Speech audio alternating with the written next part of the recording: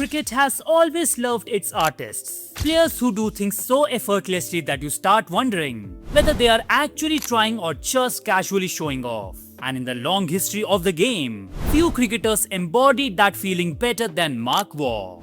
Lazy elegance batsman, outstanding fielder, and at his peak, rated by many as the most gifted batsman in the world. Now think about that for a moment. Australia is a country that has produced giants like Don Bradman, Ian Chappell, and Ricky Ponting. And yet, even in that ruthless cricket culture, many quietly believed that when it came to pure batting talent, Mark Waugh might have been the best of them all. But the funny part of the story is that for a very long time, Mark Waugh wasn't even the most famous cricketer in his own house. So how does a player like that end up becoming one of the most elegant batsmen the game has ever seen?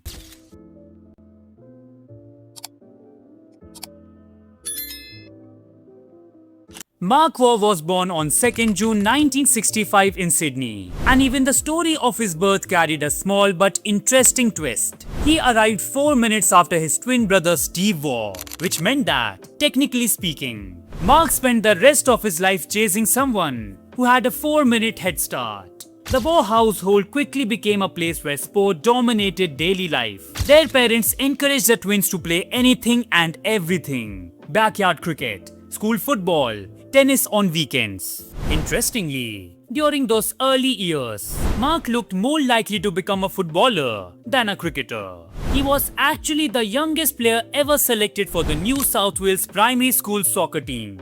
He even represented the Sydney Croatia football team before eventually shifting his focus entirely towards cricket. So there was a moment in history when Mark Waugh could have easily become a professional footballer, which means cricket came dangerously close to losing one of its most stylish batsmen. However, the path to professional sport is rarely smooth. When Mark was 15 years old, he developed a knee condition called Osgood-Schlatter disease. Doctors feared that the condition might restrict his growth, and at that stage, he stood only about 152 centimeters tall. For a teenage athlete dreaming about playing sport at the highest level, that diagnosis must have felt like a heavy blow. But sport has a funny way of producing dramatic plot twists, and within a year, Mark was suddenly shot up in height and grew nearly a full foot taller. 1 year, he was a small teenager with knee problems. The next year, he looked like a proper athlete. And then, the fears disappeared, the confidence returned, and cricket narrowly avoided losing one of its future artists. During the mid-1980s, Mark Waugh quietly began building a strong domestic career. He made his first-class debut for New South Wales during the 1985-86 season and began scoring runs with elegant consistency. But while Mark was doing that, something else was happening. His twin brother Steve was becoming an international cricketer. And that created an unusual situation. Because everywhere Mark went, people asked the same question: is he as good as Steve? Now imagine hearing that while you are trying to build your own career. Steve looked like a man who thrived on tough situations, determined, intense, competitive. And Mark looked like someone enjoying a relaxed Sunday afternoon. Two brothers, similar face, completely different personalities. And those comparisons eventually produced one of the strangest nicknames in cricket history: Afghan. Yes, that was Mark Waugh's nickname. It was a dark dressing room joke referring to the Soviet-Afghan War, which journalists often called the Forgotten War. So Mark became the Forgotten Waugh. You see, cricket dressing rooms can be strange places. But while the jokes continued, Mark Waugh kept performing. In Australia, his performance was so consistent that he was voted Sheffield Shield Player of the Year in both the 1987-88 and 1989-90 seasons. Gradually, the runs kept piling up, and then, in 1990 came a moment that forced the entire cricketing world to pay attention. New South Wales faced Western Australia at the Waugh ground. The opposition attack included bowlers like Terry Alderman and Bruce Reid. Good bowlers, very good bowlers. But unfortunately for them, the Waugh twins decided to have some fun. Mark and Steve added an unbeaten 464 runs for the 5th wicket, 464. And by the end of that partnership, the bowlers probably wanted to disappear into the dressing room and pretend the whole thing never happened. Mark finished on 216 not out. Steve finished on 229 not out. And suddenly, the forgotten Waugh was impossible to ignore. Despite such performances, Mark Waugh still had to wait patiently for his opportunity at international level. And finally, at the age of 25, the chance arrived during the fourth test of the 1990-91 Ashes series. The story carried an ironic twist because Mark entered the team at the expense of his brother Steve. Yes, the forgotten Waugh replaced the famous Waugh. Family dinner that week must have been fascinating. Australia was struggling at 104 for 4 when Mark walked out to bat. Ashes test, big crowd, serious pressure. Yet, Mark later admitted that he felt surprisingly calm when he reached the crease.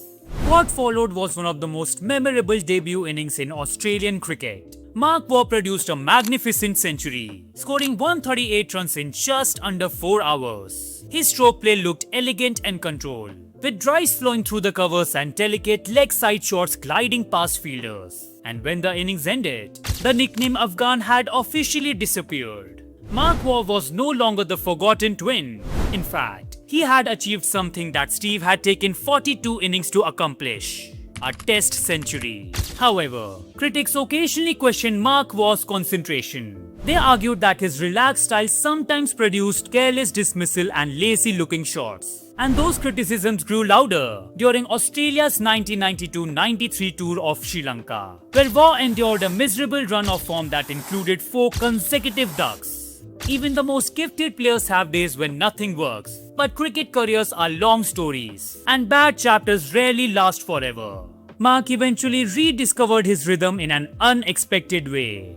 During the Australia's ODI series in New Zealand in 1993, the team decided to experiment with a new strategy by promoting Mark Waugh to open the batting. At the time, it looked like a gamble, but soon, it turned out to be a masterstroke. He scored 60 and 57 in the first 2 matches, before producing his maiden ODI century, 108 at Hamilton. And by the end of the series, he had accumulated 308 runs at an average of 61.60 and finished as the leading batsman. Australia had accidentally discovered something extremely valuable: one of the most elegant opening batsmen in one-day cricket. In Test cricket, one of Mark Waugh's most important innings arrived during the 1994-95 tour of the West Indies. At Sabina Park in the decisive 4th Test, he scored a magnificent 126 and shared a 231-run partnership with Steve Waugh. This innings was later described by Paul Rifle as nonchalantly beautiful.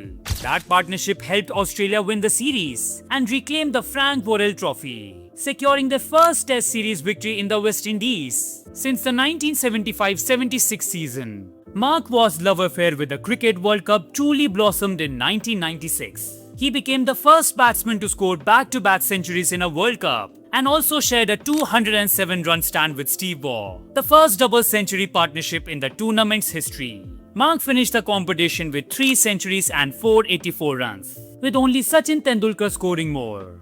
3 years later, in the 1999 World Cup, he scored another century to become the first batsman to reach 4 World Cup hundreds. And during the same tournament, he also surpassed Alan Border's Australian record of 6,524 ODI runs, while helping Australia win the trophy with 375 runs. Not bad for the forgotten Waugh, right?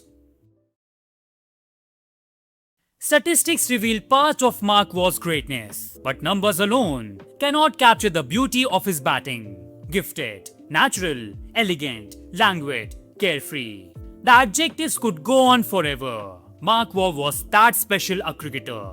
Watching him bat often felt less like sport and more like a piece of art unfolding in real time. His offside shots were crisp and perfectly timed, particularly the cover drive that was played late with a high left elbow. His cut shots carried effortless authority, checked at the last moment for maximum elegance, and his leg side strokes were simply immaculate. Mark Taylor once called him the best looking leg side player I've ever seen in my time, and it was easy to see why. There was dash in his stroke play, a hint of flamboyance, and a smooth rhythm that made difficult shots look ridiculously simple. It was the kind of batting style people eventually started describing as lazy elegance. Even the legendary Don Bradman once said, "Mark Waugh is the most elegant and graceful cricketer of the modern era." This is quite the compliment, especially when it comes from one of the greatest cricketers the game has ever seen. Most players would frame that quote and proudly hang it on their living room wall. But Mark Waugh probably just laughed it off and went back to sleep. But his contributions extended far beyond batting. Early in his career, he bowled aggressive medium pace before back problems forced him to switch to off-spin. Even then, he remained a useful partnership-breaking option. One famous example occurred during the 1996 Cricket World Cup, when he deceived Sachin Tendulkar with a wide delivery that resulted in a stumping. In addition to his batting and bowling, Mark Waugh was also widely regarded as one of the greatest fielders in cricket history. His reflexes were exceptional, and his hands were unbelievably safe. During his career, he held the world record for most test catches by a non-wicketkeeper with 181, a mark that stood until Rahul Dravid surpassed it in 2009. Across a 12-year international career, Mark Waugh accumulated 8,029 test runs at an average above 41. And in one-day internationals, he scored 8,500 runs at an average of 39.4. Altogether, he recorded 38 international centuries, 20 in tests and 18 in ODIs. When he retired, he held Australia's records for most ODI runs and centuries, achievements that were later surpassed by Ricky Ponting. Those numbers tell an impressive story. But with Mark Waugh, statistics only reveal part of the picture.